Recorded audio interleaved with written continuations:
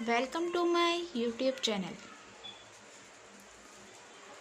पंजाब के शहर गुजरावाला में एक हकीम साहब हुआ करते थे, जिनका मतलब एक पुरानी सी इमारत में मौजूद था।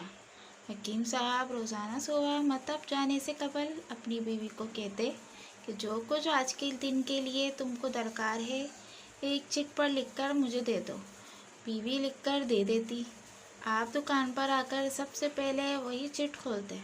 बीवी ने जो चीज़ें लिखी होती इनके सामने इन चीज़ों की कीमत दर्ज करते, फिर इनका टोटल करते, फिर अल्लाह ताला से दुआ करते कि या अल्लाह, मैं सिर्फ़ तेरे ही हुक्म की तामील में तेरी इबादत छोड़कर यहाँ दुनियादारी के चक्करों में आ बैठा हूँ।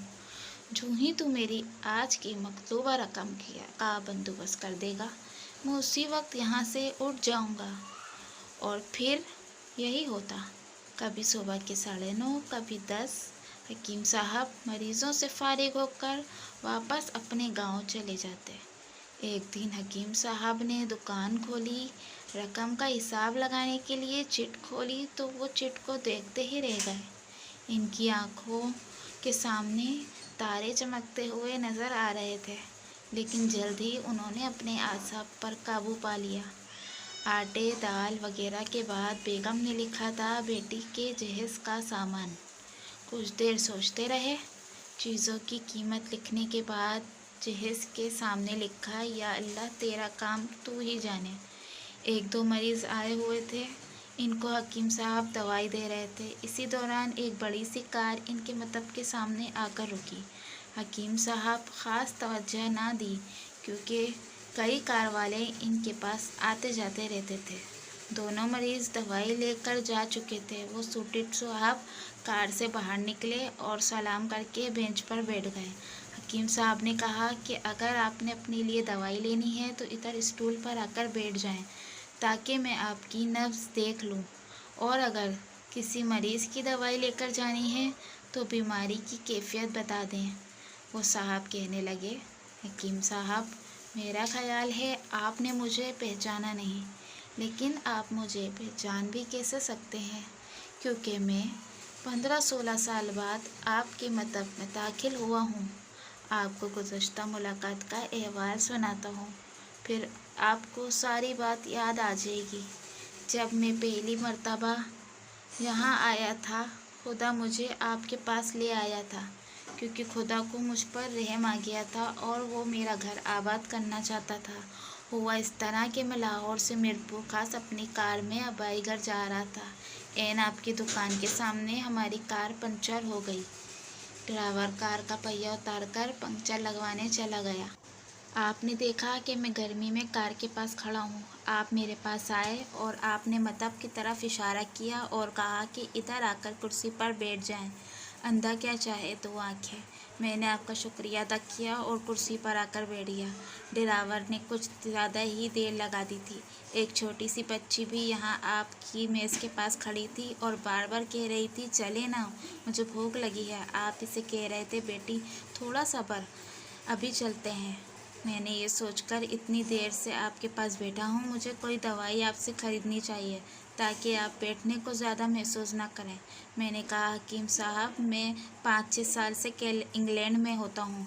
इंग्लैंड जाने से कबल मेरी शादी हो गई थी, लेकिन अभी तक औलाद की नेमत से महरूम हूँ। यहाँ भी बहुत इलाज कराया और इंग्लैंड में भी बहुत कराया, लेकिन अभी किस्मत में मायूसी के सिवा और कुछ नहीं आया। आपने कहा, मेरे भाई, तौबा इस्तग़फ़ार पढ़ो, खुदा से मायूस ना हो। याद रखो, इसके ख़जाने में किसी शे की कमी नहीं। औलाद, मालो असबाब, गमी खुशी, ज़िंदगी मौत, हर चीज़ इसी के हाथ में है। किसी हकीम या डॉक्टर के हाथ में शिफा नहीं होती और न किसी दवा में शिफा होती है। शिफा अगर होनी है तो अल्लाह के हुक्म से होनी है। औलाद देनी है तो उसी ने देनी है। मुझे याद है आप बातें करते जा रहे थे और साथ साथ पुड़िया बना रहे थे। तमाम दवाइयाँ आपने 6 हिस्सों में तकसीम करके 2 लिफाफों में डाली। फिर मुझसे कहा कि आपका नाम क्या है। मैंने बताया कि मेरा नाम मोहम्मद अली है। आपने एक लिफाफे पर मोहम्मद अली और दूसरे पर बेगम मोहम्मद अली लिखा। फिर दोनों लिफाफे एक बड़े लिफाफे में डालकर दवाई इस्तेमाल करने का तरीका बताया।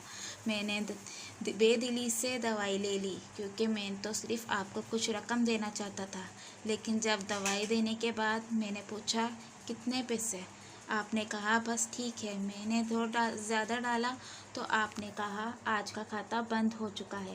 میں نے کہا آپ کی بات مجھے سمجھ نہیں آئی۔ اسی دوران وہاں ایک اور آدمی آ چکا تھا۔ اس نے مجھے بتایا کہ کھاتا بند ہونے کا مطلب ہے کہ آج کے گھریلو اخراجات کے لیے جتنی رقم حکیم صاحب نے اللہ سے مانگی تھی وہ اللہ نے انہیں دے دی ہے۔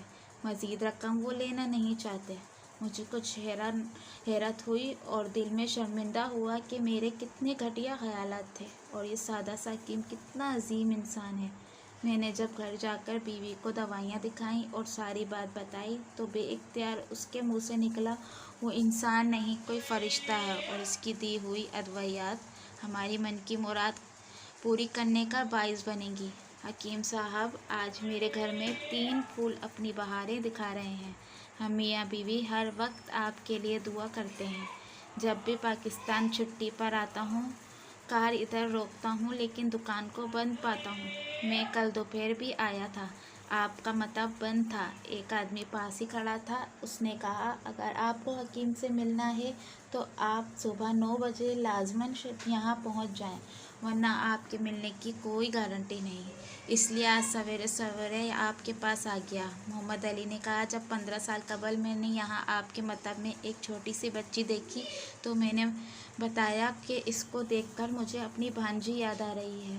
حکیم صاحب ہمارا سارا خاندان انگلینڈ سے شفٹ ہو چکا ہے، صرف ہماری ایک بیوہ بہن اپنی بیٹی کے ساتھ پاکستان میں رہتی ہے۔ ہماری بھانجی کی شادی اس ماہ کی 21 تاریخ کو ہونا تھی۔ اس بھانجی کی شادی کا سارا خرچ میں نے اپنے ذمے لیا تھا۔ 10 دن قبل اس کار میں لاہور اپنے رشتہ داروں کے پاس بھیجا کہ شادی میں اپنی مرضی سے جو چاہے خرید لے۔ اسے لاہور جاتے ہی بخار ہو گیا لیکن اس نے کسی کو نہ بتایا۔